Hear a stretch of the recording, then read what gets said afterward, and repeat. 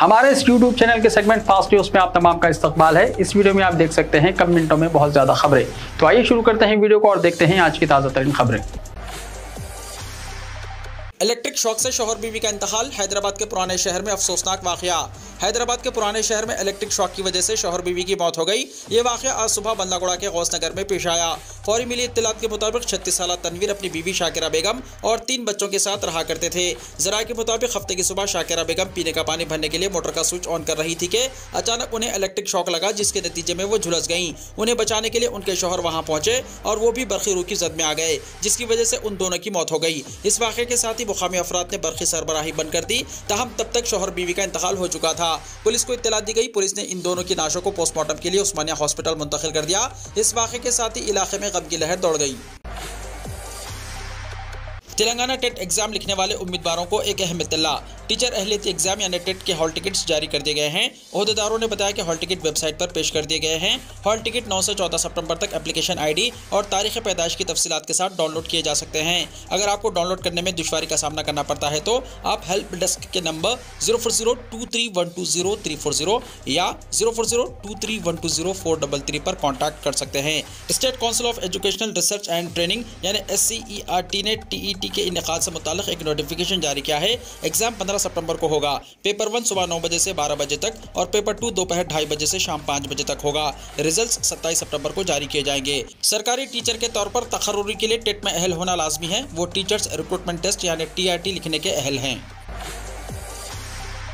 रेवंत रेड्डी की director general police Anjani Kumar से मुलाकात। सदर प्रदेश कांग्रेस रेवंत रेड्डी की क़यादत में कांग्रेस कायदीन के एक वफ्द ने आज director general police Anjani Kumar से मुलाकात की। 16 और 17 सितंबर को हैदराबाद में कांग्रेस वर्किंग कमेटी इजलास और जलसे आम के सिलसिले में सिक्योरिटी इंतजाम पर तवज्जो दिलाई गई। डायरेक्टर जनरल पुलिस को मकतूब में रेवंत रेड्डी ने कहा कि वर्किंग कमेटी इजलास और जलसे आम में कांग्रेस के सदर मल्लिकार्जुन खड़गे, पार्लिमानी पार्टी की सदरनशीन सोनिया गांधी, राहुल गांधी और प्रियंका गांधी के अलावा दीगर रियासतों के प्रदेश कांग्रेस सदूर, अरकान पार्लियामेंट और सीनियर कायदीन शिरकत कर रहे हैं। वर्किंग कमेटी का इजलास 16 सितंबर को होटल ताज कृष्णा बंजारा हिल्स में मुनक्किद होगा, जबकि जलसेआम 17 सितंबर को महेश्वरम मंडल के तुक्कुगोड़ा में तय किया गया है। इजलास और जलसेआम के मुकामात पर किसी भी नाखुशगवार वाक़े को रोकने के लिए मुनासिब सिक्योरिटी इंतजाम की दरख्वास्त की गई है। डायरेक्टर जनरल पुलिस ने अहम शख्सियतों की आमद के पेश नज़र पुलिस की जानिब से ज़रूरी इंतजाम का तयक़्क़ुन दिया। तेलंगाना के यूनिवर्सिटीज़ में टीचिंग और नॉन टीचिंग स्टाफ की खिदमत को बाकायदा बनाने पर जोर। रियासत तेलंगाना के 12 यूनिवर्सिटीज़ में खिदमत अंजाम देने वाले टीचिंग और नॉन टीचिंग स्टाफ की खिदमत को बाकायदा बनाने के मामले में रियासती हुकूमत की जानिब से कोताही और गुज़िश्ता 9 बरसों के दौरान तहरीक तेलंगाना में किए गए वायदे पर अमल न करने के खिलाफ रियासत की मुख्तलिफ यूनिवर्सिटीज़ में कॉन्ट्रैक्ट के असास पर खिदमत अंजाम देने वाले मुलाजिमीन का एहतजाज जारी है और कहा जा रहा है कि जल्द ही तमाम मुलाजिमीन रियासत भर में एहतजाज का आगाज़ करेंगे। कॉन्ट्रैक्ट मुलाजिमीन की तंजीमों के जिम्मेदारों ने बताया कि रियासत की मुख्तलिफ यूनिवर्सिटीज़ बिलखुसूस उस्मानिया यूनिवर्सिटी में खिदमत अंजाम देने वाले टीचिंग स्टाफ की खिदमत को बाकायदा बनाने के सिलसिले में रियासती हुकूमत की जानिब से की जाने वाली देर की वजह से टीचर्स बरादरी में शदीद नाराज़गी पाई जाने लगी है और कहा जा रहा है कि वो मौजूदा हुकूमत के रवैये के खिलाफ काम काज बंद करते हुए एहतजाज की राह इख्तियार करने से गुरेज नहीं करेंगे। तहरीक तेलंगाना के दौरान के चंद्रशेखर राव ने कॉन्ट्रैक्ट मुलाजिमीन से वादा किया था कि उनकी खिदमत को बाकायदा बनाया जाएगा, लेकिन तश्कील तेलंगाना और तेलंगाना में इख्तियार हासिल करने के बाद से इस मसले को मुसलसल नजरअंदाज किया जाता रहा है। रियासती हुकूमत की जानिब से कॉन्ट्रैक्ट मुलाजिमीन की खिदमत को बाकायदा बनाने के सिलसिले में कई मरतबा की जाने वाली नुमाइंदगियों को ओहदेदार नजरअंदाज कर रहे हैं और यूनिवर्सिटी इंतजामिया की जानिब से हुकूमत को रवाना की जाने वाली सिफारिशात पर किसी किस्म की कार्रवाई न किए जाने के नतीजे में कॉन्ट्रैक्ट मुलाजिमीन फिलहाल अलामती एहतजाज मुनज़्ज़म कर रहे हैं। लेकिन अगर 15 दिन के अंदर उनके मसाइल की यकसुई नहीं की जाती है तो ऐसी सूरत में वो बड़े पैमाने पर एहतजाज का आगाज़ करेंगे और टीचिंग स्टाफ के साथ साथ नॉन टीचिंग स्टाफ को भी शामिल करते हुए मुत्तहदा एहतजाज के लिए लाए-ए-अमल तैयार किया जाएगा ताकि हुकूमत पर दबाव डाला जा सके। मरकजी हुकूमत 17 सितंबर को यौम आज़ादी तेलंगाना मनाएगी, जी किशन रेड्डी ने कहा। मरकजी वज़ीर सयाहत और सदर तेलंगाना बीजेपी किशन रेड्डी ने ऐलान किया कि मरकजी महकमा सकाफत 17 सितंबर को हैदराबाद के परेड ग्राउंड में यौम आज़ादी तेलंगाना को बड़े पैमाने पर मनाएगी। मीडिया से बात करते हुए उन्होंने इस बात पर जोर दिया कि 17 सितंबर को निज़ाम की आमिराना हुकूमत से हैदराबाद की आज़ादी की याद में कौमी परचम बुलंद किया जाएगा। उन्होंने इस बात पर अफसोस का इजहार किया कि इस दिन की तारीखी अहमियत के बावजूद गुज़िश्ता 75 सालों से तेलंगाना में यौम आज़ादी तेलंगाना सरकारी तौर पर नहीं मनाया जाता। उन्होंने कहा कि बीजेपी गुज़िश्ता 25 सालों से तेलंगाना आज़ादी की तकारीब को सरकारी तौर पर मनाने की वकालत कर रही है। ताहम पिछली कांग्रेस हुकूमत और मौजूदा बीआरएस हुकूमत समेत एक के बाद दीगर हुकूमतों ने इन तकारीब के इनेकाद में दिलचस्पी नहीं दिखाई। उन्होंने कहा कि गुज़िश्ता साल आज़ादी का अमृत महोत्सव के एक हिस्से के तौर पर बीजेपी ने सरकारी तौर पर मरकजी हुकूमत की सरपरस्ती में यौम आज़ादी तेलंगाना की तकारीब का एहतमाम किया था, जिसमें तिरंगा परचम लहराया गया था। किशन रेड्डी ने सवाल किया कि तेलंगाना तहरीक के दौरान तेलंगाना की आज़ादी की वकालत करने वाले बीआरएस पार्टी ने अपने 9 साला दौरे हुकूमत में इन तकारीब को तरजीह क्यों नहीं दी। उन्होंने वज़ीर आला के चंद्रशेखर राव पर जोर दिया कि वो इस तकरीब को बाज़ाब्ता तौर पर मुनक्किद करें। हुसैन सागर में पीओपी से तैयार करदा मूर्तियों के विसर्जन पर पाबंदी बरकरार। तेलंगाना हाईकोर्ट ने प्लास्टर ऑफ पेरिस यानी पीओपी से तैयार करदा गणेश की मूर्तियों के हुसैन सागर में विसर्जन पर पाबंदी को बरकरार रखा है। इस सिलसिले में गुज़िश्ता साल हाईकोर्ट के अहकामात को जारी साल भी बरकरार रखा गया। हाईकोर्ट ने गुज़िश्ता साल हुसैन सागर में पीओपी से तैयार करदा मूर्तियों के विसर्जन पर पाबंदी आयद कर दी थी। पीओपी से मूर्तियां तैयार करने वाले अफराद की जानिब से हाईकोर्ट में दरख्वास्त दाखिल करते हुए पीओपी से मूर्तियों की तैयारी पर लगी पाबंदी को खत्म करने की अपील की गई थी। हाईकोर्ट ने इस मसले पर हुकूमत से वजाहत तलब की। अदालत ने उबूरी फैसला सुनाते हुए वाज़ेह किया कि गुज़िश्ता साल के अहकामात बरकरार रहेंगे और पीओपी से तैयार की गई मूर्तियों का विसर्जन आर्जी तौर पर तैयार किए गए मसनूई बॉलियों में किया जाए। अदालत ने पीओपी की मूर्तियों के विसर्जन पर पाबंदी खत्म करने से इनकार किया। मूर्तियां तैयार करने वालों का कहना था कि इन्हें मूर्तियों की फरोख्त की इजाजत दी जाए, क्योंकि कोरोना वबा के दौरान उन्होंने मूर्तियां तैयार कर ली थी। दरख्वास्त गुजारों ने पोल्यूशन कंट्रोल बोर्ड की जानिब से आयद की गई पाबंदी बर्खास्त करने की अपील की। एडवोकेट बीनू माथो ने अदालत को बताया कि गुज़िश्ता साल हाईकोर्ट के अहकामात की खिलाफ वर्जी करते हुए पीओपी से तैयार करदा मूर्तियों का हुसैन सागर में विसर्जन किया गया। अदालत ने वाज़ेह किया कि अगर इस सिलसिले में सबूत के साथ हाईकोर्ट से रुजू हो तो इस सिलसिले में जरूरी कार्रवाई की जाएगी। हाईकोर्ट ने पीओपी से मूर्तियों की तैयारी पर इम्तना बर्खास्त करने से मुतालिक दरख्वास्त की आइंदा समाअत 25 सितंबर को मुकर्रर की है। वाज़ेह है कि हुसैन सागर में आलूदगी से बचाव के लिए पोल्यूशन कंट्रोल बोर्ड ने पीओपी से तैयार करदा मूर्तियों के विसर्जन पर रोक लगाने का फैसला किया और तैयारी पर भी पाबंदी आयद कर ली। तेलंगाना के कई अजला और हैदराबाद में आइंदा 4 दिनों तक बारिश। हैदराबाद शहर में हफ्ते की दोपहर और शाम को दरमियानी बारिश हुई। हैदराबाद के महकमा मौसमियात ने कहा कि मजीद 4 दिनों तक हल्की से दरमियानी बारिश का इम्कान है। हफ्ते की शाम जुबली हिल्स, बंजारा हिल्स, गच्चीबौली, चंदानगर, मेहदीपट्टनम, माधापुर, मूसापेट, शेखपेट, एलबीनगर, दिलसुखनगर और दिगर कई मुकामात पर 10 से 15 मिनट तक बारिश हुई। 10 मिलीमीटर से कम बारिश हुई। महकमा मौसमियात ने कहा कि आइंदा 4 दिनों तक तेलंगाना के साथ साथ हैदराबाद में आसमान अबरालूद रहेगा, जिसके पेश नज़र महकमा मौसमियात की जानिब से येलो अलर्ट जारी किया गया है। करीमनगर, पेद्दापल्ली, जयशंकर, भोपालपल्ली, मुलुगु, भद्राद्री कोत्तागुड़म, खम्मम, नलगुंडा, सूर्यापेट, महबूबाबाद, वरंगल और हनमकुंड अजला के लिए येलो अलर्ट जारी किया गया है। हैदराबाद शहर में हफ्ते को ज्यादा से ज्यादा दर्जा हरारत 29.4 डिग्री सेल्सियस रिकॉर्ड किया गया। महकमा मौसमियात ने कहा है कि अगले 4 दिनों में दर्जा हरारत 27 से 29 डिग्री सेंटीग्रेड तक रहने का इम्कान है। कम से कम दर्जा हरारत 22 डिग्री सेंटीग्रेड रहने का इम्कान है। 118 करोड़ रुपए के स्कैम में साबिका चीफ मिनिस्टर चंद्रबाबू नायडू गिरफ्तार। आंध्र प्रदेश के साबिका चीफ मिनिस्टर और तेलुगु देशम के कौमी सदर एन चंद्रबाबू नायडू को स्किल डेवलपमेंट स्कैम केस में सीआईडी ने गिरफ्तार कर लिया। वो अपनी यात्रा के दौरान नंदियाल में ठहरे हुए थे और सीआईडी पुलिस ने इन्हें हिरासत में ले लिया। वहां से इन्हें विजयवाड़ा मुंतकिल कर दिया गया। दरमियान में जबरदस्त बहस हुई। नायडू ने पुलिस से सवाल किया कि वो एफआईआर दर्ज किए बगैर और नोटिस दिए बगैर इन्हें कैसे गिरफ्तार कर सकते हैं। उन्होंने बरहमी का इजहार करते हुए कहा कि वो उनके खिलाफ मुकदमा किस बुनियाद पर दर्ज किए हैं, जबकि क्या हुआ इसका इल्म नहीं है। ताहम पुलिस ने वाज़ेह किया कि उन्होंने बुनियादी सबूत हाईकोर्ट को दे दिए हैं। उन्होंने कहा कि रिमांड रिपोर्ट में सब कुछ है। बदउनवानी के इल्जाम लगे हैं कि 2016 और 2019 के दरमियान टीडीपी के दौर हुकूमत में 118 करोड़ रुपए अवामी दौलत को बोकस कॉन्ट्रैक्टर्स की शक्ल में दिए गए हैं। ऐसी इत्तलात थी कि चंद्रबाबू ने पीएस श्रीनिवास के जरिए शाहपुर जी पॉलनजी की कंपनी के नुमाइंदे मनोज वासुदेव को एक सब कॉन्ट्रैक्ट के तौर पर पेश करते हुए यह रकम उनके खातों में डाल दी।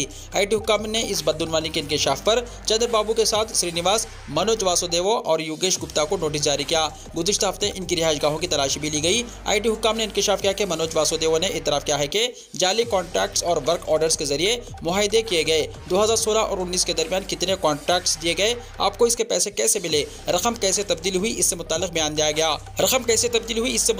दिया गया। मनोज और पीएस श्रीनिवास बैरूनी मुल्क फरार हो गए। एपीसीआईडी ने आईटी नोटिस की बुनियाद पर मुकदमा दर्ज करके तहकीकात शुरू कर दी।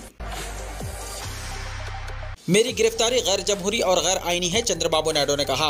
तेलुगु देशम पार्टी यानी टीडीपी के सुप्रीमो और आंध्र प्रदेश के साबिका वज़ीर आला एन चंद्रबाबू नायडू ने हफ्ते को कहा कि उनकी गिरफ्तारी गैर जमहूरी और गैर आईनी है।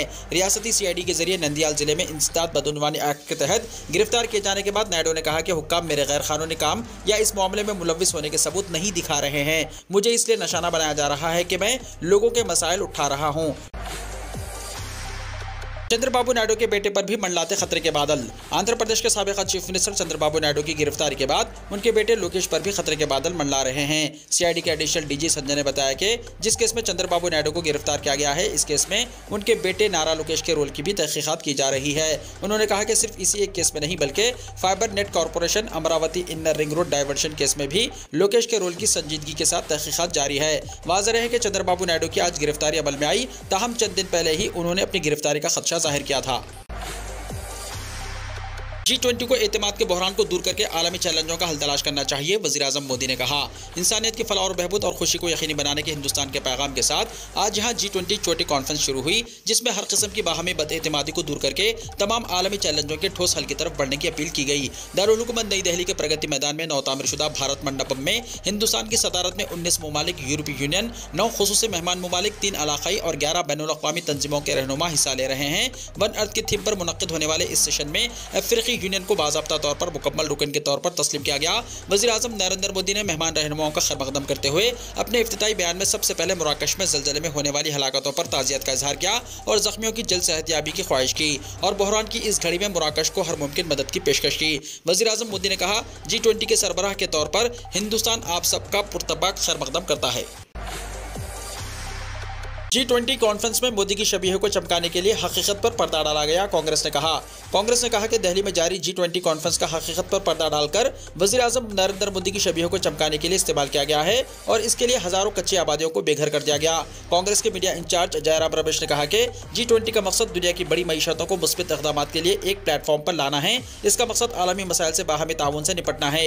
रमेश ने कहा कि हुकूमत का सारा जोर सिर्फ इस बात पर है कि वज़ीर-ए-आज़म की इमेज को किसी भी तरह चमकाने में कोई कसर ना छोड़ी जाए। G20 कॉन्फ्रेंस में दिल्ली के लोगों की असल हकीकत को जाहिर होने से रोकने के लिए कच्ची बस्तियों को या तो ढक दिया गया है या गिरा दिया गया है। हुकूमत की इस कार्रवाई की वजह से दिल्ली के हजारों लोग बेघर हो गए हैं और इन्हें बड़ी परेशानियों का सामना है। ये काम सिर्फ वज़ीर-ए-आज़म की शबीह को चमकाने के लिए किया गया। इसी तरह आवारा जानवरों को दिल्ली की सड़कों से हटाने के लिए उनके साथ वहशियाना सलूक किया जा रहा है। इन्हें पकड़ने के दौरान उनके साथ वहशियाना और नारवा सलूक किया गया है। G20 का नारा एक जमीन, एक खानदान, एक मुस्तकबिल है, लेकिन मोदी दरअसल एक शख्स, एक हुकूमत, एक सरमायादार के उसूल पर यकीन रखते हैं। कांग्रेस के तर्जुमान ने कहा कि मोदी सिर्फ फरमान जारी करने में यकीन रखते हैं। हुमायूं और सफदरजंग के मकबरे देखने पहुंचे गैर मुल्की मेहमान मुगलों की तारीख से हुए रूबरू। दिल्ली के प्रगति मैदान में G20 सरबराही इजलास जारी है, जिसमें शिरकत के लिए कई ममालिक के सरबराहान मुमलिकत पहुंचे हैं। इसके पेश नज़र दारुल हुकूमत को दुल्हन की तरह सजा दिया गया। इस हफ्ते को गैर मुल्की मेहमान हुमायूं के मकबरे और सफदरजंग मकबरे को देखने पहुंचे, जो दिल्ली की तारीख पर मुश्तमिल है। इस दौरान आर्कियोलॉजिकल सर्वे ऑफ इंडिया यानी ASI की एक टीम ने उन्हें मकबरे की तारीख से मुतारिफ कराया। आम लोगों को ऐसी जगहों पर जाने से मना किया गया जहाँ गैर मुल्की मेहमान आते थे। आम आदमी पार्टी मध्य प्रदेश में इलेक्शन लड़ने के लिए पूरी तरह तैयार, अपने उम्मीदवारों को जीतने वाला बताया। मध्य प्रदेश में इस बार असेंबली इलेक्शन सहरुखी होने वाले हैं। बीजेपी और कांग्रेस का मुकाबला करने के लिए आम आदमी पार्टी भी पूरी ताकत के साथ इलेक्शन लड़ने की तैयारी कर रही है। आम आदमी पार्टी ने अपने उम्मीदवारों की पहली फहरिस्त भी जारी कर दी है। आज हफ्ते को आम आदमी पार्टी के रियासती दफ्तर में रियासती इंचार्ज BS जून ने प्रेस कॉन्फ्रेंस के जरिए ऐलान करदा तमाम उम्मीदवारों को मुबारकबाद दी और उनकी जीत पर पेशगी मुबारकबाद दी। प्रेस कॉन्फ्रेंस से खिताब करते हुए BS जून ने कहा कि मध्य प्रदेश में असेंबली इलेक्शन करीब हैं। आम आदमी पार्टी पूरी ताकत के साथ इलेक्शन की तैयारी कर रही है। गुज़िश्ता रोज पार्टी ने 10 सीटों के लिए अपने उम्मीदवारों का ऐलान किया।